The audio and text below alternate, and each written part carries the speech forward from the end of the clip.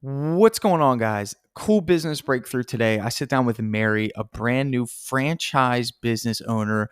She had bought into the Fresh Coat painting franchise, and she wanted some advice on how to scale her business. And really humbled that she came to me. I thought it was really cool to kind of discuss, how the franchise is helping and some things that she's allowed to do, and really cool conversation here on how to get really quality employees into the business, the perception that some employees have when it comes to working for a franchise in the painting business, and really just some fundamental principles on, building that foundation, creating some systems in her production.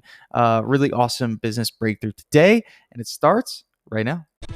The big question you need to ask yourself every day is, do I own a job or do I own a business? And unfortunately, the majority of contractors out there own a job. That's right, they're a slave to their own business. But the other side of the fence is so much greener, it's so much better, and that's when you're finally fully in control of your destiny, your freedom, your time. And that's what Contractor Secrets is about. It's about taking back our time, building a business with systems, standards, values, procedures, putting yourself in the driver's seat. And that's what it's about. So I'm excited. I'm happy to have you here. Let's dive into the Contractor Secrets podcast. What's going on, everyone? Welcome to the Contractor Secrets podcast. I'm here with Mary with Fresh Coat Painters, and we are here talking about her business and that she just recently started. You said about 6 months ago? More like 4 months ago. More like 4 months ago. So what did you do before starting a painting business? So before starting a painting business, I worked for the state, and my husband is the painter. And so he's been a painter for 15 years. And his boss kept encouraging him to, open up his own painting business, but neither of us have a... What a good boss. That's a good boss.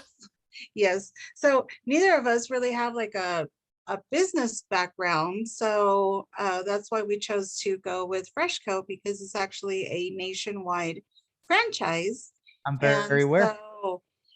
So then they help us with, setting up licenses and getting insurance and kind of leading you in the right direction. Right. And they give you some support with, hiring and different things like that. So that's kind of how it gets you up and running. It gets you up and running fast.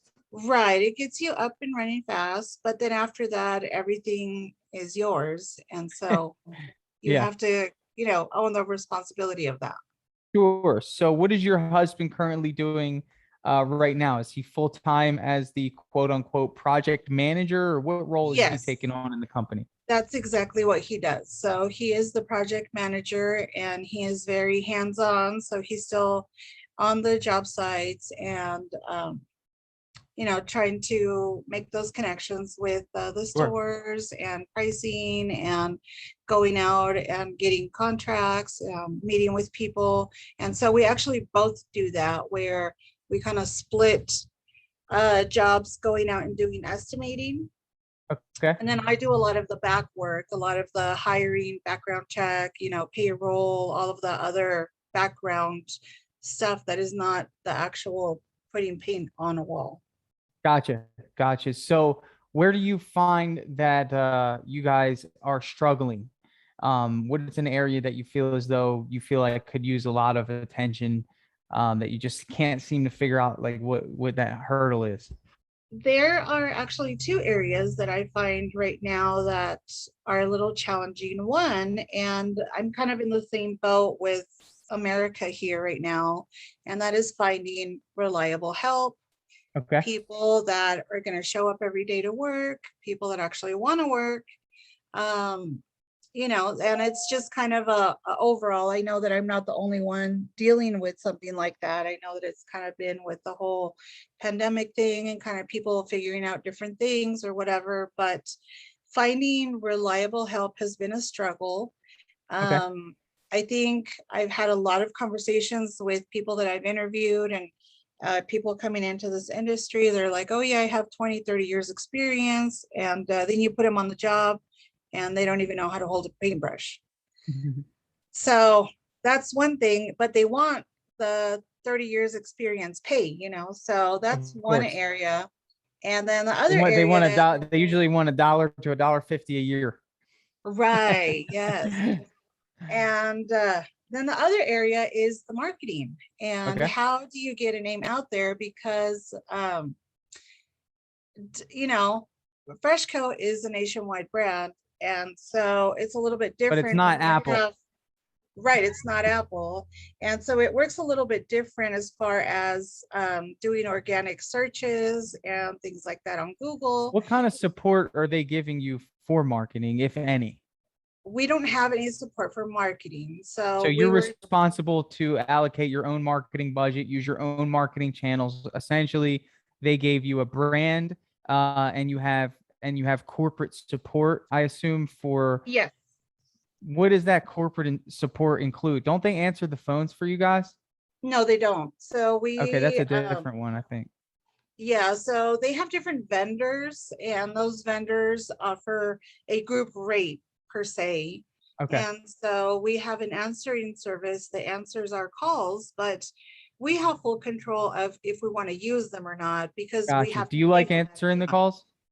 I don't answer all of the calls. Okay, I have it set where certain calls come directly to me, but if they just want to set up, if John is calling in because he wants to paint the exterior of his house, then he just calls in and they do the appointment. But if Sally calls and I have a painter at her house and she's having a problem, then they'll direct that call right to me. got it. Okay. All right, so that's good. So let's start with well, I'll get there, but your husband, who's he working with right now? Like where did you find the people that he's working with? Are they employees or are they subcontractors? They are employees. And Is the at the model, moment, does the model require you to hire employees, or do they allow you guys to find subcontractors, the we have the franchise? freedom of doing both. You can do whichever one you want. Okay, so you We guys do do whichever. have employees. You have Yes, employees? we do have employees. How many do you have? So during the summer, we had 5 employees. And Uh-huh. then after different things happened, we have now my husband and one employee. Okay, so you have one employee. Yes. Um, Well, okay. technically the company has 3 employees because I'm an employee as well. Oh, I mean, yeah, I think of you But guys as yes, upper management. Yeah, I mean, right. I'm just trying to narrow down what we have here. So when we look at that employee, what's their skill set like? Are they independent, or are they more of a helper to your husband? He is very independent. We value him very much because his expertise are true to what Shows he up on says. time, he does what he Shows up says. on time. Got it. Yes. Yes, we don't Okay. have to be babysitting him. We can actually trust him with a lot of things. And so we're able to split the two off if we need to, but we would So rather that have would him mean that working your with me. husband would be working by himself, and then this gentleman would be working by himself. Hmm. Got it. Got it. Yes. Okay. So, and at one point you had five. At So, one point we had so 5. can I ask, when you were losing these employees because whatever situation, were you acting immediately to fill those spots, or did it happen to where it was like, okay, I have five. Okay, one left. Okay, we can still operate with four. Okay, one left. Okay, we can still operate with three. And then now you're No, down to what two, and then happened? that guy leaves, and then we're down to one. How did that? Because That usually, and was, I just want to give you, well, let me give you some insight on yeah, like my thought process is like, if I have a yeah, yeah. system that's working, if I have, 10 guys, one leaves, I'm filling that one as quickly as possible. So Right. walk me through what happened there. So that was kind of a unique situation where we had some older high school and college students working for us, and it was Cool. already kind of, this is a summer thing before Got I it. go, back to doing my education full time, which is something that we support 100%. Sure. And they Yeah. were workers that were not making your 18 to $25 an They're hour. They making at were, 12 to 14. right. So they're your laborers that are like, Yeah. okay, move the ladder, do this, that is on Right. this So did level. you have any other, what I call mechanics like you have here, somebody that's really talented, or was it just him with a bunch of laborers alongside of him? It was him with a bunch of laborers. Good. It And was, how did he do with leading that team? Did you let him independently run that crew? Was he able to do that? he was able to do that. Yeah. Yeah. There was a lot, like he could never split up into two groups. So it was always just Well, him, yeah, and because he had always helpers moving. and right. Right. Because you have helpers, they're very Yeah.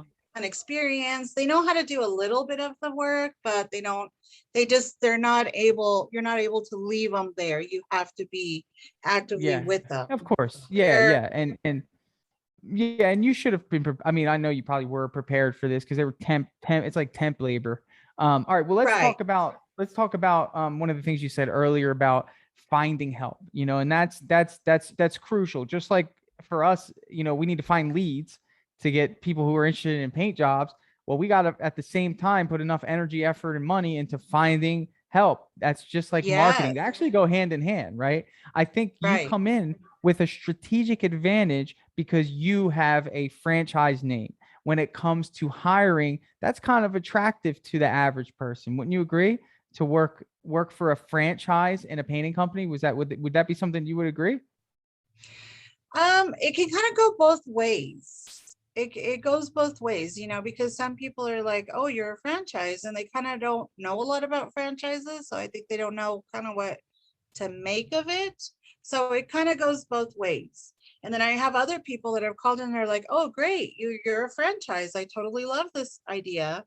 And then you have other people that are like, oh, you're a franchise. So, what's happening here? Like, why didn't you start your own business? Or, I've Sure. had people ask So, me, so yeah, I mean, but I would say that we have to first identify our labor pool. Like, I think that, you have to look at what you have in your team. You've already experienced what it's like to find people that claim that they have experience, and you already experienced that. You know that it's a dead end because these individuals, they come with their own habits, their old habits, and they have high expectations, and then you're in a position where you feel like you need to meet or exceed these expectations when you're actually the one who is providing a place to work with a corporate structure, with care and concern, and you're just finding the wrong people.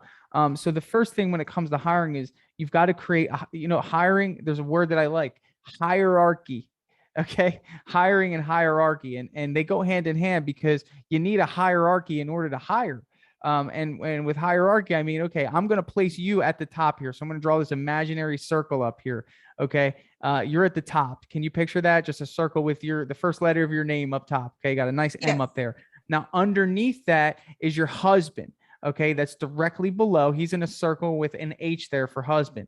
Underneath him is the guy who you claim to be a really good worker, somebody that actually has a little bit of leadership experience. Okay. He's that third circle. Okay. This is where it gets a little weird. We need to branch out from him and create three little circles. Okay. And you've got to identify what the optimal team is for your painting business. Okay. Some people think that, two people working together gets the job done.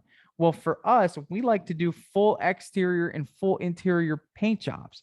So for me, I like to have 4 painters on every crew. And I think you experienced a little bit of that. Do you agree that that's an optimal way to do a job? yes, yes, Okay. definitely. Because I think you can get maybe the same or more work out of one crew for the week doing multiple jobs than 2 crews of 2, struggling to get their jobs done, and then feeling burnt out at the end of the week. So those numbers usually exceed if you're working in bigger teams. You get the same amount of work done, but the benefit is people aren't burnt out. Now, why I'm telling you all this is really important because you got to know what you're looking for. And this is what I train contractors is very simple. Your husband, we can't consider him part of the production because he's not. You can't use that as a crutch because he just knows everything. He's been painting for 15 years. It's very hard for him to stay away from the production. Okay. Let me tell you what that's going to do. What it's going to do is it's going to create an environment that doesn't allow the next person to take ownership and to be a leader in that environment. Because as long as he's there, he's going to be talking with the customer, making all the decisions, taking on the hard tasks, right? Is that what's happening Right. currently? Yes. Yes, that is what's Okay. happening. So, right. And it's going to continue to happen unless you convince him otherwise. And the way we do that is to first have a conversation with our project manager. and I'm going to name him Joe. Okay. So Joe is our guy that you trust, right? So that's the first fundamental principle of business and leadership and hierarchy, is to assign somebody responsibility. You've got to be communicating with this person, because I believe that this person is the key to fix all your problems, because it's not your husband. He's an owner. Okay. It's the person who's going to be in the field operating to the standard of which that you expect. Okay. Now, his responsibility is to nurture, oversee, and cultivate talent. Okay. He's got three responsibilities as a project manager. Okay. To nurture the talent. Okay. That means essentially to nurturing the talent in an easy way to understand it when it comes to leadership, I would say, is to take somebody who doesn't know much and to get them to a point to where they can produce a result effectively. That's nurturing. Okay. Overseeing the talent is ensuring that everyone's operating to your standard without you being there, because you trust that person, right? Correct.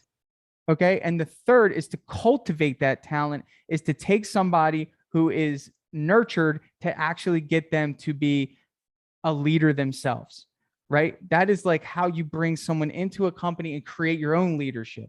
And now you look at it like this: you bring someone in, they learned from Joe. Joe taught them everything he knew, taught them your system, your process, and your standard. I'm sure your husband will be there to facilitate that too. But now you've created another leader. And what you're creating is proprietary production, which means these people were never managers before.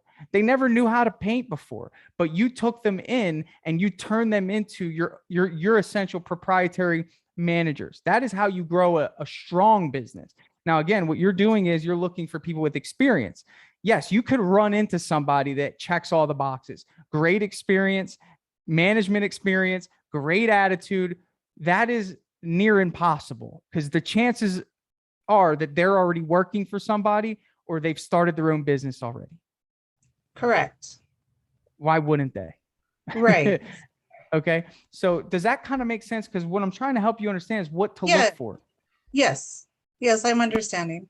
So with what to look for, I want to talk to you about what your hiring strategy should be. Because when Okay. you hire, it's like marketing, right? It's like Right. you have to pinpoint what you're looking for. Let me ask you this. If I told you to put out an ad for your business, would you just put out an ad and say, "Hey, we're painters. If you need painting, let us know"? It's too general, because you're Right. gonna come back with, "Oh, can you paint my Can you paint my chair? car? Can you Yes. paint my car? Can you paint my what? Can you paint my kid? I don't know. Do you do face painting?" so Right. so when we're general with the way that we advertise in marketing, we get random results. It's the same thing with hiring. If you're general and you say, "Hey, I'm looking for somebody with painting experience," okay, what have you been getting? Random people, all sorts, all walks of life.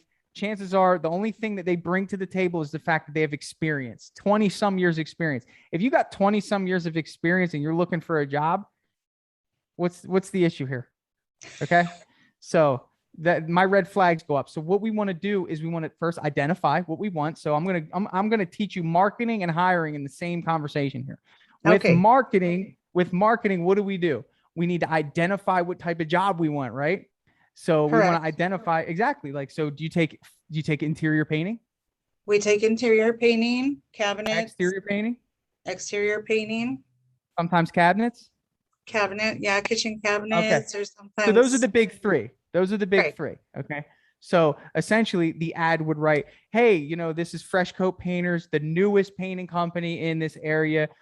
We are specialists when it comes to interior painting," right? You're targeting a certain demographic. You could be general and say, "We do interior, exterior, and cabinets." You could, but again, you're looking for, if you're looking for a specific job type, that's what your ad's going to say, and that's going to attract people. We only like to perform full renovations where we do the whole house. So if that's something that you're interested in, please let us know, right? So like, you're putting out in a marketing sense what it is that you're looking for. Now with hiring, you've got to understand that you already have what we call a mechanic, somebody that knows all aspects of the job. Okay. He can spray, cut, roll. He can oversee the production. You feel as though he can communicate effectively to customers. That's all you need. Now what you're looking for is somebody that has work experience, right? You don't want to bring someone in just out of their parents' house. You want somebody that's Correct. maybe worked in construction or worked in, maybe they worked for the garbage company, or just showcases that they've worked before in a setting. And you're wanting to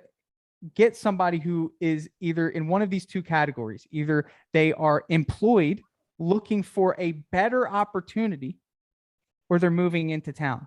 Those are the two right now that you can afford to have. You can't afford to have somebody that's unemployed right now. You can't. Right. You guys are moving.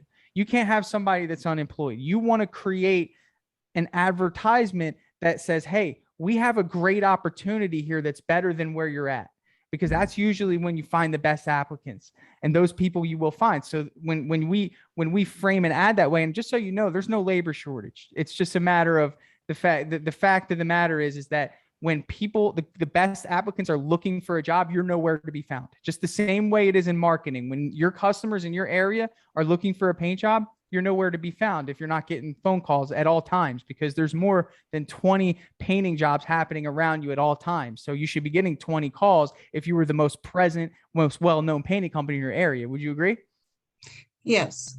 So they're happening. It's just you're not getting a share of that. That's the marketing principle behind why you're not getting the phone to ring. And that's a whole separate conversation of how to market accurately. But I want to focus on hiring because that's the foundation.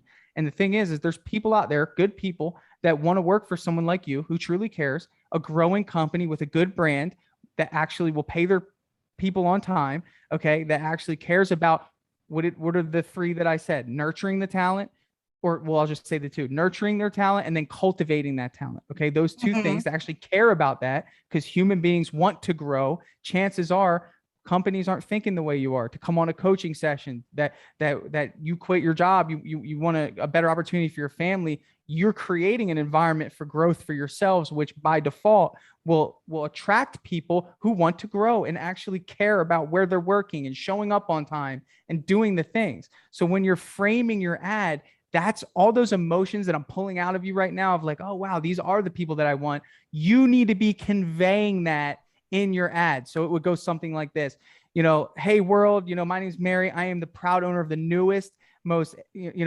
advanced painting company in our area. We are looking for growth motivated individuals who are currently not satisfied with where they're working and feel as though there's more to be attained. We are training people with no experience, and I'm just rattling off the head here, but you get the idea. Right. We're Yeah, I training get the people with idea. you get the idea. Is that Yes. different than what you've been doing? Yes. Okay, Yes, that good. is different. And I did think about that because I was like, even with the employment shortage, I was like, why would you want people that haven't been wanting to work to be employed now? And so that was That's kind not. of like putting those things together, but you're right. Yeah. There's people out there that are working, and we just have to get them to jump ship from where they're working to a better opportunity. And yes, sometimes the opportunity is better with more pay, but we don't want to focus on that. We don't want people jumping ship for the pay, because guess what they're going to do? If another ship comes by with more pay, they're going to jump. Right. So that has to do with how you actually intake, because I think you take pride in that HR process. You take pride in the background check. You take pride in the process of doing an interview. So my process is, first things first, I'm putting out that attractive ad to only get what I want. And then I'm validating the applicant on a phone interview to ensure that they are indeed in alignment with what I was looking for. So a phone interview is going to be the next step always. Do you do a phone interview whenever you get an applicant? Yes. Good. Like a quick, just maybe 5 to Like a 10 minute conversation. yes, just pretty much like your name, tell me a little bit more about yourself and What do you have uh, any strategic questions you're asking on that phone interview? Would you like me to share what I ask? share with me, please. So if you were my applicant, I would ask you this question. I'd say, I'd love to know what wakes you up in the morning, what gets you out of bed and gets you motivated to go to work each day. That's a deep question, isn't it? I mean, if you don't Yes. have something at the top of your mind that you think about at all times, you're going to fumble around on that question. I've had people tell me, "Oh, I just want to make money, and that's not in alignment with me, because ultimately I'll never be able to satisfy you. Like, you know, Right. like it's just not going to happen. But I have Right. somebody that might say, you know, I want to, you know, I work every day for my family. You know, I want to be able to spend time with them, but I also want to be able to provide for them and make sure they have a roof over their head. And I want to take, you know, I want to make sure that I'm growing, you know, wherever I'm working, and just being a good father. I mean, isn't that somebody that you would consider going to the next step of the hiring process? Definitely. Yes. So we're looking for potential leaders at the entry level.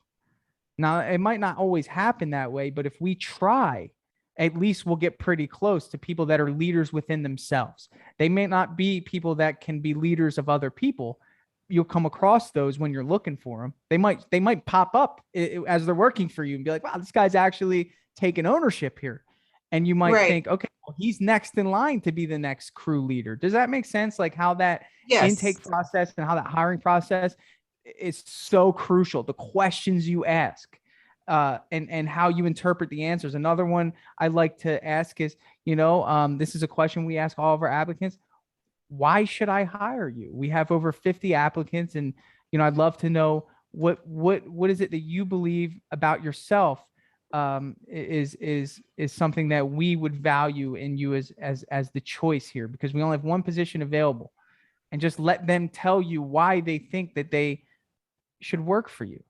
And I remember, you know, and a lot of this is internal from my experience, but I've always took so much like pride in the place that I applied, because like I wanted it. I wanted it. And if you're not creating that urge to give, for them to be their best self to you during that phone interview, by asking the right questions and creating a process to where they feel as though they earned the position, then what you're getting is people that feel like it's disposable. So you take someone through that process. Like you said, you know, you do take pride in a background check, or, you know, that phone interview. Well, guess what? You know, when you're asking that, you know, cool. All right, I passed the background check. This company sounds really good. Because you got to understand what employees really want. And you worked for the government, you said, I worked for the state. for the state. And what were some Mhm. things that were attractive to you working for the state? Stability, right? Yes, definitely. Consistency. Okay. Yes. Benefits. Okay. Benefits. Like Yes. those things.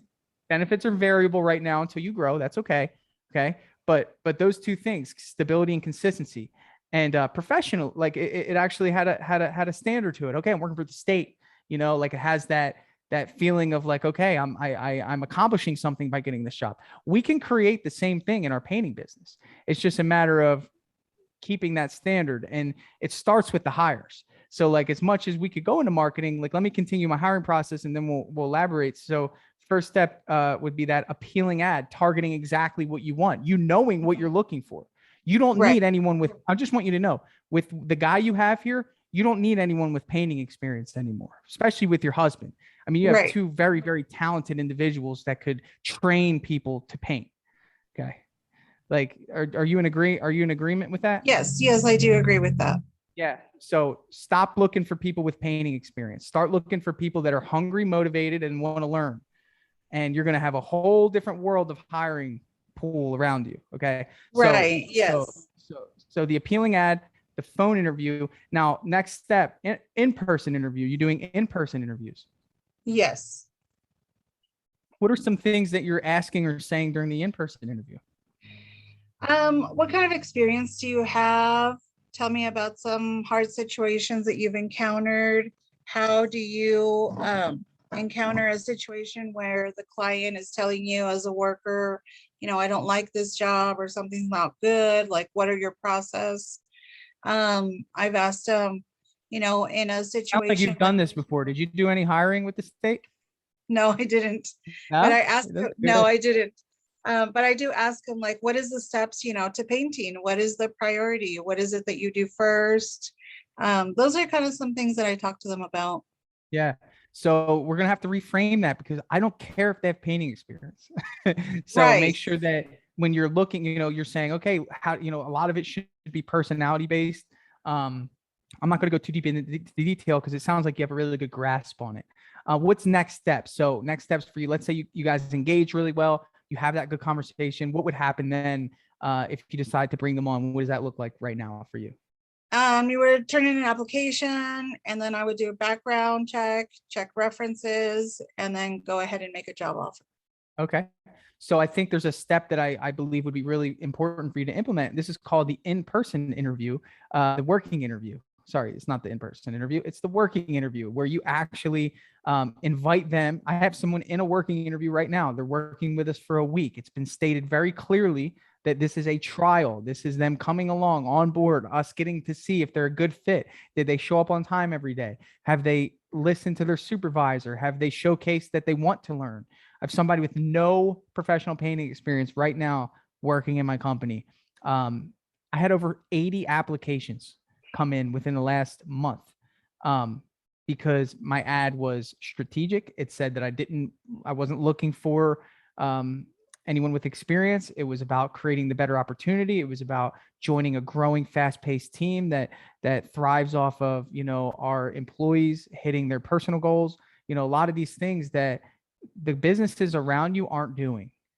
Some are, but businesses in general have become so cold, and they don't have that personal family touch that you and I are able to give.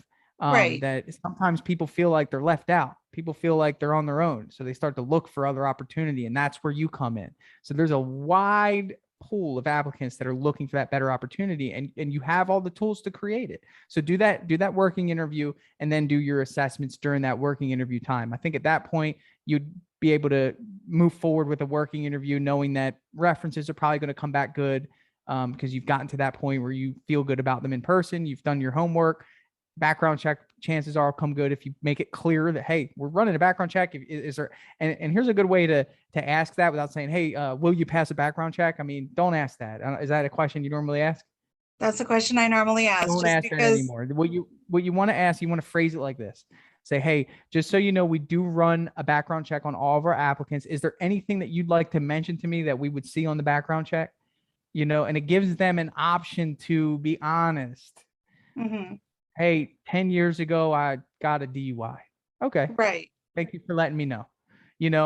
As opposed to you saying that and then them saying, oh no, I won't. And maybe that could have been a great applicant, learned his lesson. You know what I'm saying? So again, Right. that's a Yeah. really good way to ask that in a way that isn't like, hey, if you don't pass this, you're not coming on board. Maybe it was something that is a lot, nothing serious, nothing major Right. serious, Yes. so just a strategy there. Was all that kind of helpful in That was helpful. yeah. Yes. So what other questions do you have about that process? Do you feel like it's something you can implement It is immediately? something. Oh no, yes, definitely, because that's what I was telling my husband is we need to get a laborer so that there is some help, but we're not You need paying. to. You should focus, like this is what you need to write down. Number one, you need to write down, okay, what am I looking for? What skills do they need to have? And right now that skill is essentially just they've worked in some sort of physical environment before. They weren't just bagging groceries. I mean, we want a little bit of a boost when they get here, okay? So they could have Right. been in electric, HVAC, plumbing, they could have done carpentry work or whatever, okay? We don't care, Right. okay? Homeowners paint houses, by the way. So again, what I'm telling you is that anyone can learn how to paint. All right. So that's number one. We want to know what we're looking for. Okay. So write that down, what we're looking for. Okay. Number two, we want to know how many of those individuals are we looking for? And in this case, I believe right now you should hire no less than 2 people. Okay. Now, with that said, I believe that you should at least do to get 2 solid applicants that will stay for a while and will really be invested. You need to do at least 10 in-person interviews. That's 5 interviews for every 1 hire. Now you could get lucky. The first interview might be a home run. Some people get a little demotivated after 3 people that just don't hit the mark, but at least try to get to 10 interviews and then hire 2 out of the 10.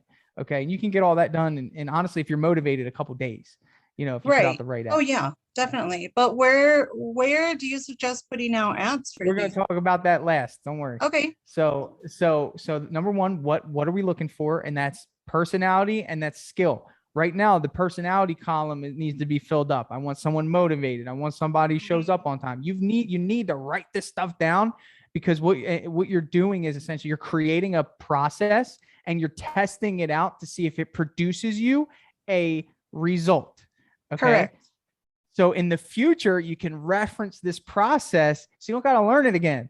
You can say, okay, Right. I need to hire this type of person. Okay, I'm going to go right back to that same ad. I'm going to go right back to the personality traits I'm looking for, what questions I'm going to ask, and you're going to try to duplicate the result. Okay. That is how a business is ran. So that's number two. Number three, so we decided what we're looking for, how many we're looking for. Okay. And then the number three is where we're going to find this individual, right? That's important. Right. So where are we going to find this individual? Okay. It's kind of like marketing. If we were having a conversation about marketing, you came to me and said, Tanner, I can't find any jobs. Well, I'd say, how much are you paying to find jobs? So my question to you is, how much are you spending right now on hiring ads?